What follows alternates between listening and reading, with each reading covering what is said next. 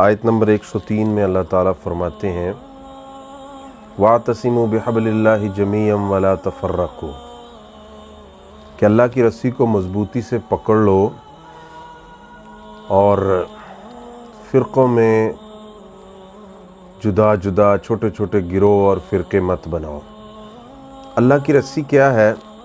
صحیح مسلم حدیث نمبر 2408 میں آپ نے فرمایا وَإِنِّي تَارِكٌ فِيكُمْ ثَقَلَيْنِ أَحَدُهُمَا کتاب اللہ عز وجل هُوَ حبل اللہ، کہ جو کتاب اللہ ہے وہ اللہ کی رسی ہے۔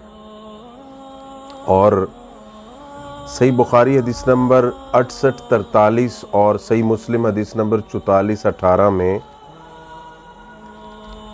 صحیح حدیث کو بھی کتاب اللہ کہا گیا ہے۔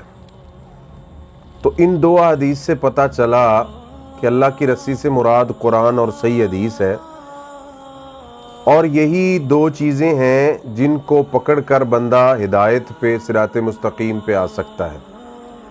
اس کے علاوہ کیا ہے سب کچھ؟ فَمَاذَا بَعْدَ الْحَقِّ إِلَّا الضَّلَالُ، باقی سب گمراہی ہے۔ اب افسوس یہ ہے کہ ہمارے اندر اکثریت میں جہالت کی بنا پر مسلک پرستی اور خصوصاً تنظیم پرستی اور شخصیت پرستی اتنی زیادہ ہو گئی ہے کہ ہم نے قرآن و سنت اور صحابہ تابعین اور اسلاف اور محدثین کے منہج کو اور رستے کو چھوڑ دیا ہے۔ دن رات ہماری یہی لڑائیاں ہیں، چھوٹی چھوٹی تنظیمیں اور کاغذی امیر اور ان کی طرف دعوت دینا، اور یہ سب کچھ کیوں ہے؟ کیوں ہم نے یہ سارا کچھ شروع کر لیا ہے، جبکہ اللہ کے نبی صلی اللہ علیہ وسلم نے تو ہمیں روکا تھا ان چیزوں سے، اور پھر لوگوں کو کہا یہ جا رہا ہے کہ جماعت ضروری ہے، جماعت کو لازم پکڑو، حدیث سناتے ہیں۔ اور جماعت سے مراد یہ جو چھوٹی چھوٹی تنظیمیں بنائی ہوئی ہیں، اور پہلے شخصیت پرستی ہمارے غیروں میں تھی، ہم کہتے تھے اللہ کا شکر ہے ہم بچے ہوئے ہیں، اب وہ ہمارے اندر بھی آ گئی ہے، اور باقاعدہ تنظیمیں بن چکی ہیں کہ ہم نے نئی جماعت بنائی ہے، چونکہ فلاں شخصیت کو وہ صحیح ان کی گستاخی کر رہے ہیں، یہ کر رہے ہیں، وہ کر رہے ہیں۔ کیا صحابہ کرام نے جب حضرت ابو بکر گئے دنیا سے تو باقی نے کہا تھا کہ ابو بکر کا نام جب تک سورج چاند رہے گا تب تک زندہ رکھنا ہے؟ کوئی کہتا ہے ہمارا امیر ہے اس کی گستاخی مت کرو، کوئی کہتا ہے وہ فلاں شخصیت ہے، یعنی شخصیت پرستی اور تنظیم پرستی بہت عام ہو چکی ہے۔ تو ایسے پرفتن دور میں ہم نے کیا کرنا ہے؟ سوال یہ ہے۔ صحیح مسلم حدیث نمبر 4481 کے اندر اللہ کے نبی صلی اللہ علیہ وسلم فرماتے ہیں وَأَن تَعْتَصِمُوا بِحَبْلِ اللَّهِ جَمِيعًا وَلَا تَفَرَّقُوا، اللہ کی رسی کو مضبوطی سے پکڑ لو اور فرقے مت بنو۔ ٹھیک ہے؟ حضرت حذیفہ رضی اللہ تعالی عنہ صحیح بخاری کے اندر اور صحیح مسلم کے اندر، صحیح بخاری حدیث نمبر 7084 اور صحیح مسلم کے اندر صحیح حدیث ہے، جب آپ فتنوں کا ذکر کر رہے تھے تو حضرت حذیفہ نے پوچھا کہ یا رسول اللہ صلی اللہ علیہ وسلم پھر ہم کیا کریں گے اس دور میں؟ تو آپ نے فرمایا فَاعْتَزِلْ تِلْكَ الْفِرَقَ كُلَّهَا، کہ ان تمام فرقوں سے، یہ جو گروہ ہے نا، ان سے الگ ہو جانا۔ اور عبداللہ بن عمر بن عاص رضی اللہ تعالیٰ عنہ کو سنن نبی داود کے اندر حسن سند کے ساتھ صحیح حدیث ہے کہ آپ نے جب فتنوں کا ذکر کیا تو ان کو فرمایا خذ ما تعرف ودع ما تنکر، کہ جو تمہیں پتہ چلے دلائل کے ساتھ، جو چیز تمہیں مل جائے کہ یہ واقعتاً شریعت میں ہے، اس کو پکڑ لو اور باقی کو چھوڑ دو۔ اور یہی اللہ کے نبی صلی اللہ علیہ وسلم نے ابو سالبہ رضی اللہ تعالیٰ عنہ کو فرمایا تھا جامع ترمذی کے اندر حدیث نمبر 3058 کے اندر فَعَلَيْكَ بِخَاصَةِ نَفْسِكَ وَدَعِ الْعَوَامِ، کہ تم اپنی فکر کرنا، عوام کو چھوڑو۔ اب یہ جو فرقہ پرستی اور تنظیم اور شخصیت پرستی کے اوپر آج ہمارے چھوٹے چھوٹے ٹکڑے اور ایک بندے کو 3 لوگ کھینچ رہے ہیں، یہ کیا ہے اس کے پیچھے؟ اس کے پیچھے جہالت، تعصب، کم علمی اور یہ ساری چیزیں ہیں۔ اور یہ بات یاد رکھو کہ جو محمد رسول اللہ صلی اللہ علیہ وسلم کو اپنا رہنما بناتا ہے اور سلف صالحین کے فہم کی روشنی میں وہ قرآن و سنت کو سمجھتا ہے اور اس کی اتباع کرتا ہے تو وہی حق پر ہے۔ باقی اس کے علاوہ اگر تم سمجھو کہ اختلاف میں اور فرقہ پرستی میں خیر ہے، اس میں کوئی خیر نہیں ہے۔ اللہ کے نبی صلی اللہ علیہ وسلم نے صحیح بخاری کے اندر حدیث نمبر 2410 میں آپ نے فرمایا لا تختلفوا فإن من كان قبلكم اختلفوا فهلكوا، تم سے پہلے جو ہلاک برباد ہوئے ہیں نا، اسی وجہ سے ہوئے تھے۔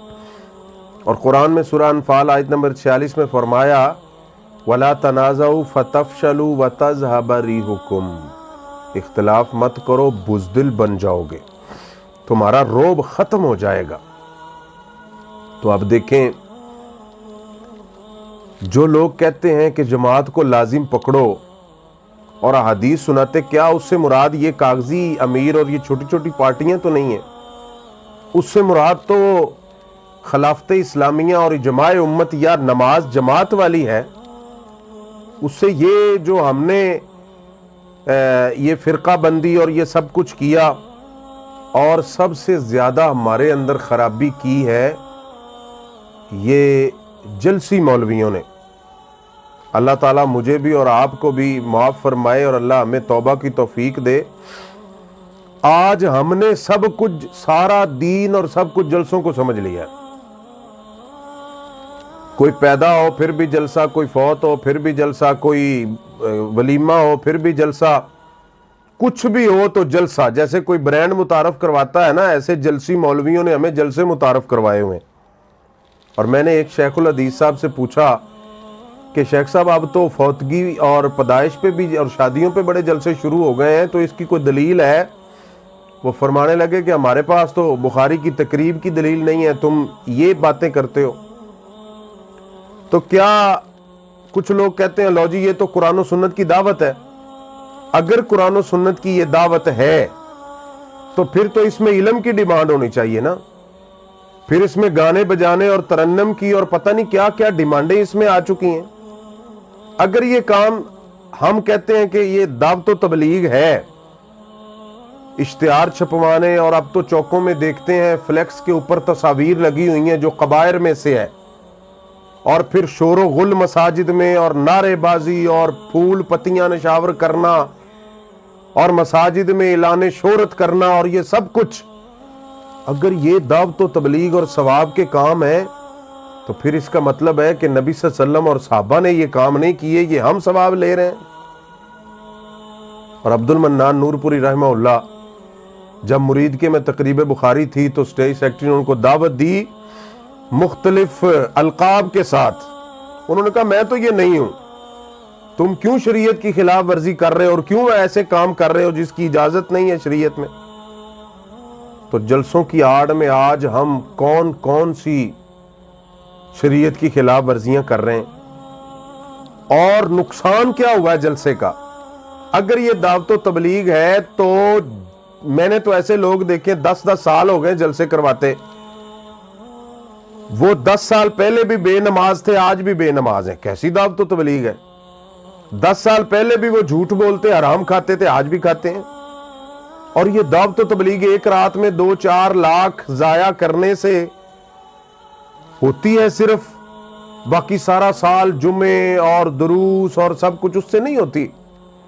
بلکہ جمعے کو تو ہم نے ویسے ہی ختم کر دیا نا، کیونکہ جب سے جلسے متعارف کروائے ہیں نا تب سے جمعے کے فضائل فرضیہ سب کچھ، ہمارے نوجوان جو جمعے کی نماز ہوتی ہے نا آخری رکعت میں آ کے ملتے ہیں اور جلسے کے لیے 3 مہینے دھکے کھاتے ہیں، اشتہارات لگاتے ہیں، پتہ نہیں کیا کیا کچھ کرتے ہیں۔ یہ بیماری کدھر سے آئی ہے ہمارے اندر؟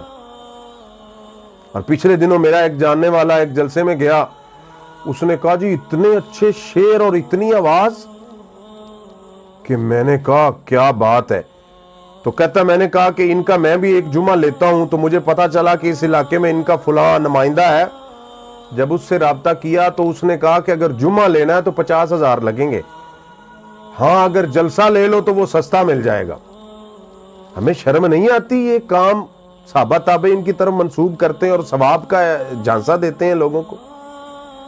تو میری نوجوانوں سے یہ گزارش ہے کہ آپ اس پرفتن دور میں اپنے ایمان کی حفاظت کریں اور فتنوں سے اپنے آپ کو بچائیں, اور اپنے زندگی کا مقصد پہچانیں اور اللہ کی عبادت کے لیے تیار ہو جائیں, اور جو شرعی علوم ہیں ان کے ساتھ اپنا تعلق جوڑیں, قرآن و سنت سیکھیں, اور یہ جو بے مقصد ذمہ داریاں ہیں اور یہ جو تنظیمی قیود ہیں, ہلا شیری لالا لالا, جس میں کوئی کچھ بھی نہیں ہے سوائے دکھاوے کے, ان کو چھوڑ دیں. کیونکہ یہ جتنی پارٹیاں, جتنی شخصیت اور تنظیم پرستی ہے, یہ ایک خاص فکر پر مبنی ہوتی ہیں, جو وقت گزرنے کے ساتھ ساتھ اپنی موت خود ہی مر جاتے ہیں. جبکہ سلف صالحین کا جو منہج ہے, اہل الحدیث کا جو منہج ہے, محمد رسول اللہ صلی اللہ علیہ وسلم, صحابہ تابعین کا, وہ انشاءاللہ قیامت تک باقی رہے گا. تو ہمیں اپنی